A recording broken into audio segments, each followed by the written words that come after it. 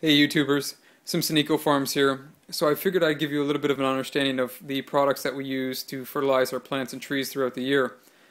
Now obviously you're not going to need to use all these at once, and the average gardener is going to find this in excess of what they actually need to use. But what we like to do is kind of test out new products and see what works and find out what's bogus. But really, we do have a lot of different trees and growing conditions that we use, like hydroponics and aquaponics, where we need to use different formulas in order to make everything work and get the proper nutrients to our plants. So we do tend to use a lot of these most of the time. First, I'll start off with a wet-dry distributor. We actually picked this up on sale over at Lowe's the other day, and it's kind of neat because it's got all the knobs and dials in order to set in the perfect solution ratio of fertilizer for your plants. I'm sure this will come in handy.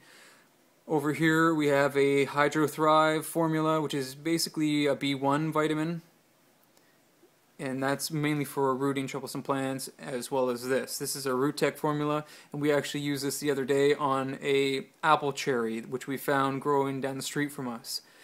And so I believe it's in the crab apple family, and they're a little bit harder to root. We weren't going to graft the tree, we wanted it on its own root, so we decided to use this. Behind it we have our mycorrhizae formula. It's kind of like a mushroom formula, I guess you could call, in order to make things simple.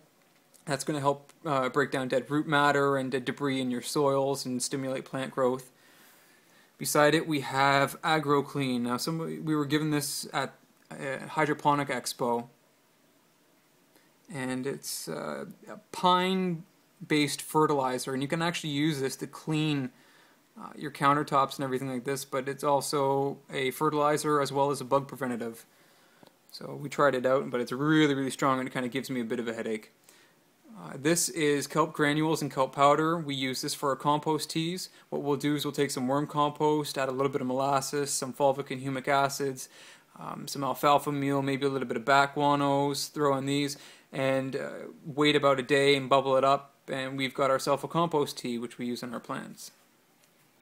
Here we have volcanic rock dust, glacial rock dust, and sedimentary seashells, as well as diatomaceous earth and some Epsom salts. And this is kind of a 1-2 punch for your tomatoes, peppers, zucchinis, and things like that. And what it'll do, mainly for your tomatoes, is prevent blossom end rot with the calcium and everything like that from your diatomaceous earth and everything. But here we have our essential oils. And we really don't use these that often. It's mainly when we have like a troublesome outbreak of pests, which we kind of have been ever since we moved into this place. What we have here is aphid hoarding ants, and as soon as we knock the aphids off with like a high jet spray, the ants tend to bring them back in order to harvest the honeydew. So we tend to spray something like peppermint, rosemary, and a combination of one of these, citronelle, lemongrass, geranium, or black pepper, in order to really deter the bugs and make it disorienting and just not worth it in order to go back onto those plants.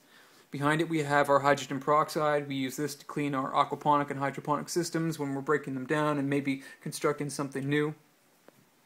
Here we have Grozyme, which is an enzyme for plant growth. It stimulates quite a good amount of production out of plants and also keeps the roots nice and healthy. Here we have our back guano formula. We use this for our hydroponic systems. Here we have our kelp spray, and we use this for a foliar application. Over here we have our CalMax. This is a calcium, magnesium, iron.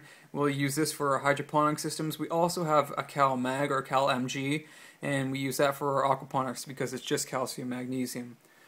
Over here we have our Botanicare Suite. We actually also picked this up at the Hydroponic Expo, and we were just giving it to you for free, so we decided to test it out. We won't be using it again probably because it's not an organic formula, so unless they change that, we won't be using it. Here we have our Botanicare Pure Blend Pro. Now, as you can see, it's a 2.525. Now, we've been testing this out against the DNF organic hydro formula, and it's a 2.888 or 2.88, and obviously it's doing much better. So we've been sticking with the DNF recently. Here we have a formula that was given us to test out, and it was a chelated mineral formula along with some humic and fulvic acids, and it worked out really well, to be totally honest with you. I'm not sure if you could see the name there. So we'd actually recommend this one. or at least trying it out. Behind it we have our foul grow gibberellic acid.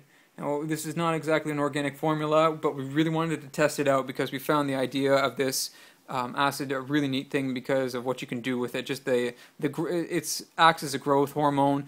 This one in particular was derived from rice, so we kind of wanted to test it out, and it is really interesting. Like if you apply this to, like, say, sunflowers at the right time, you'll have them growing taller than your bungalow house. Like, it is really a strong and powerful growth hormone.